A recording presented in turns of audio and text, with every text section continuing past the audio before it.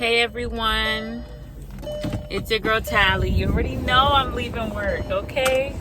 Today's been the slowest day. Like, I don't know if you guys know, but like when you're at work, you don't want the day to be slow. When the day is slow at work, that is the worst day because it just goes by. You're not busy. It's going by so slow, and you're like, oh my God, like when is this gonna be over? Like it feels like torture. You feel like you're in jail. So yeah, so definitely want the day to be a quick day, and you want to be busy. But unfortunately, that's not what it is right now. It is what it is, right? But anyways, I gotta remind you guys, all right? And this is directly in line with what I've been talking about lately. And it's been about having patience and focusing on the mission, the purpose that you have before you, and keeping those things in mind so you can stay on track, so you can stay patient, and you don't go into boredom, which leads to like self-sabotage, and then you don't end up just acting crazy and taking out your frustration because you're impatient on other people, and then it reflects badly on you, and you end up paying the consequences for it, right? So you have to have the vision in mind. You have to be focused on the vision, and you have to just trust God that He's helping you. Even if you may not see it, even if you may not feel it, that God is helping you bring forth the vision. So you just really have to trust that. And when I say you just really, I'm saying we just really, I just really, because I did struggle with that for, I would have to say, the past year, because as soon as I graduate college, I'm like, yo, what's next? Come on, like I need to get paid more.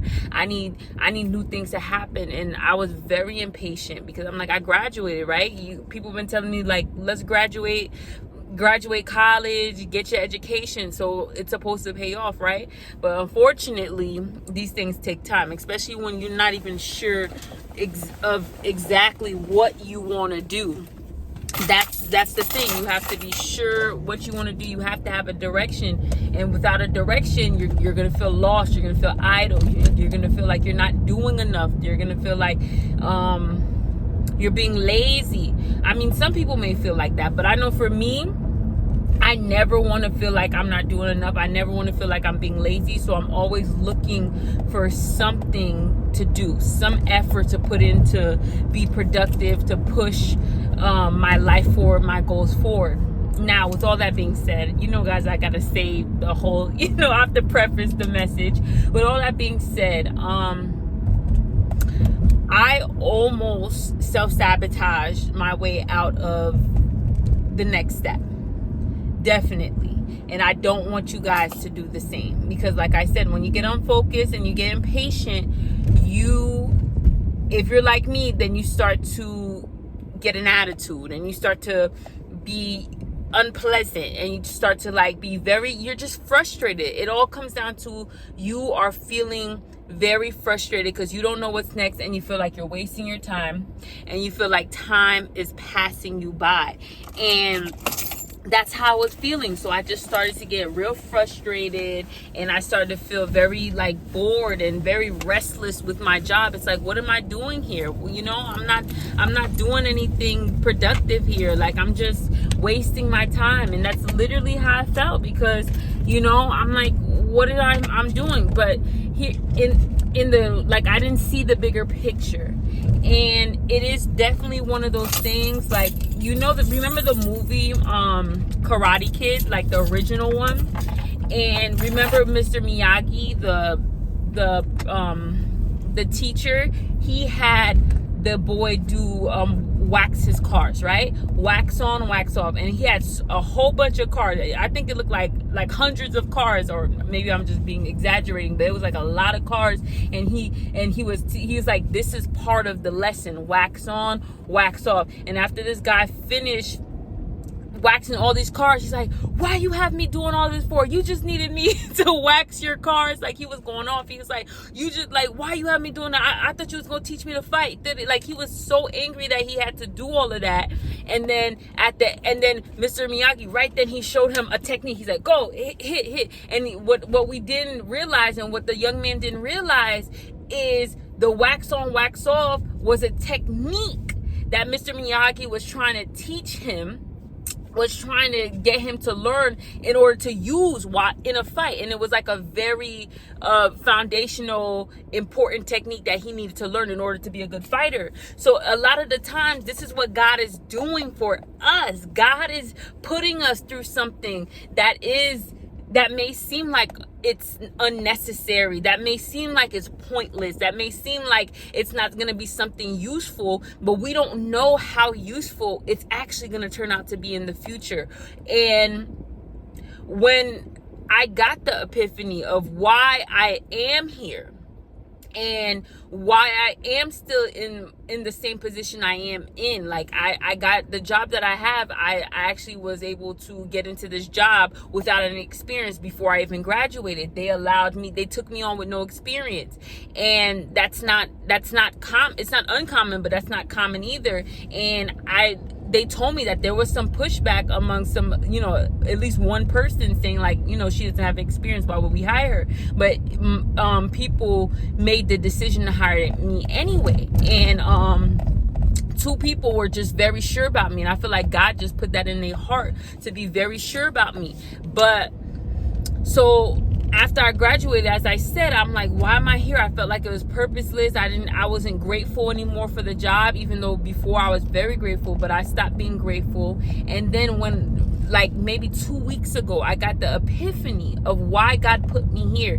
And that's why I'm telling you, it's exactly a wax off, wax on situation. There's things that I'm learning. If I'm not learning things, which I am learning things directly, not only am I learning things directly in I don't know what word directly, it's in directly in line with the business that I really want to have. Not only that, but there's people skills that I'm learning. There's some social skills I'm learning. There's some self-control skills that I'm learning that I needed, that I've been needed, that I haven't been able to really apply. Because as I told you guys, like, I may appear to be very strong in a lot of areas here, but by no means, don't think I'm a perfect person.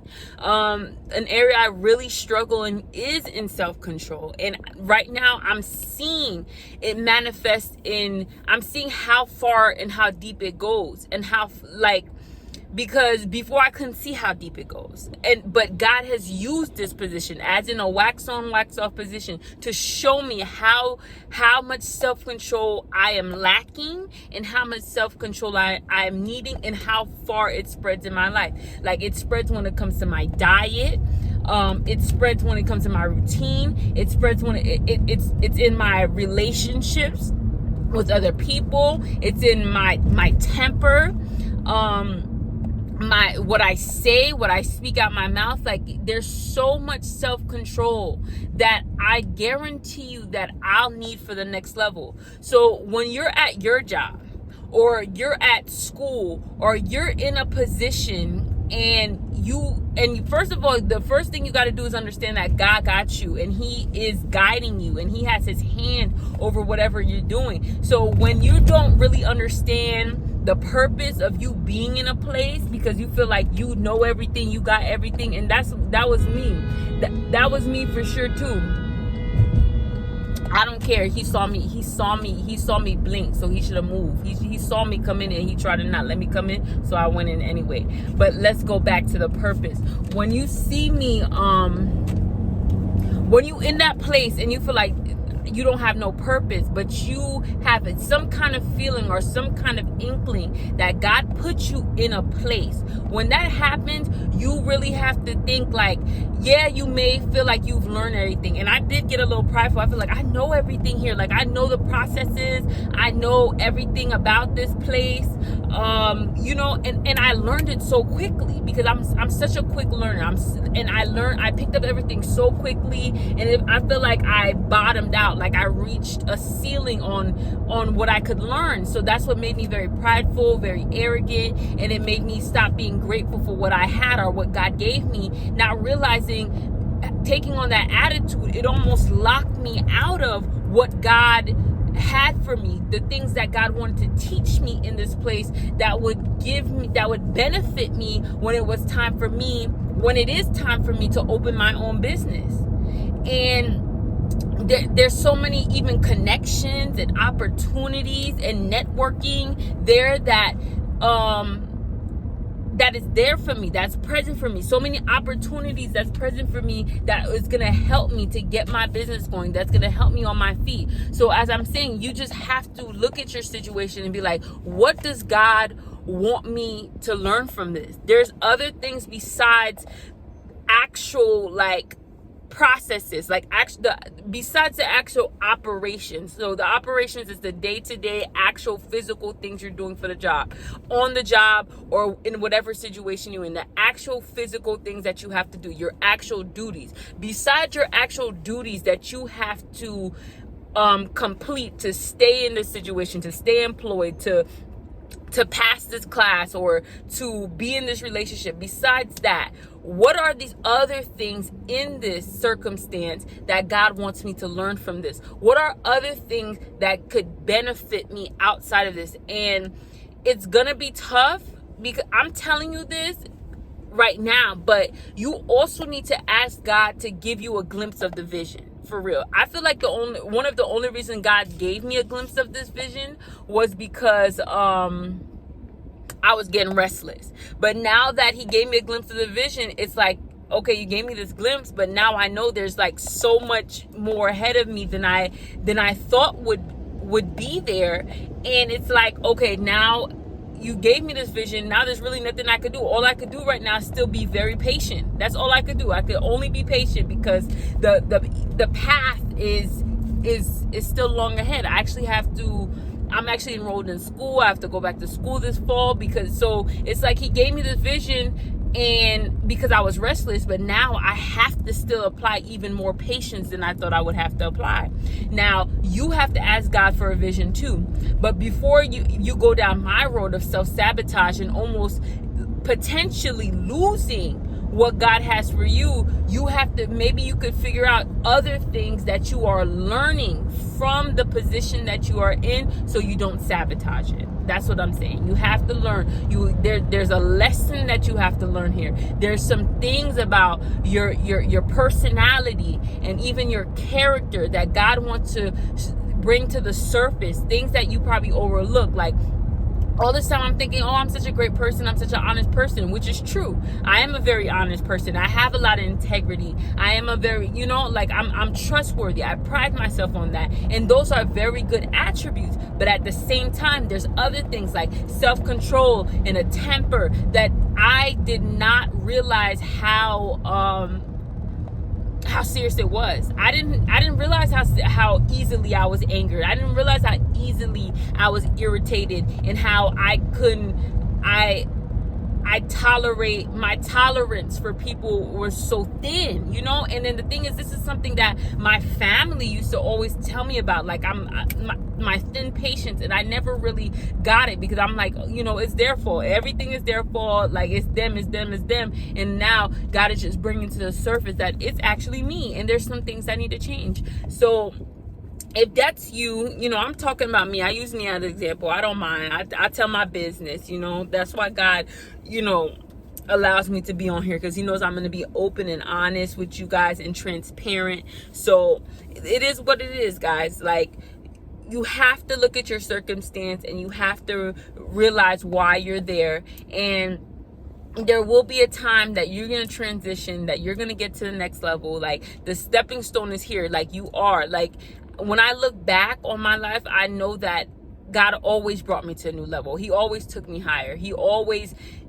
took me to a better place. I'm living currently, and I'm so grateful right now. I'm living currently in such a better place than I was a year ago, 2 years ago, 3 years ago, 4 years ago, 5 years ago. I'm living in the future that I saw for myself years ago.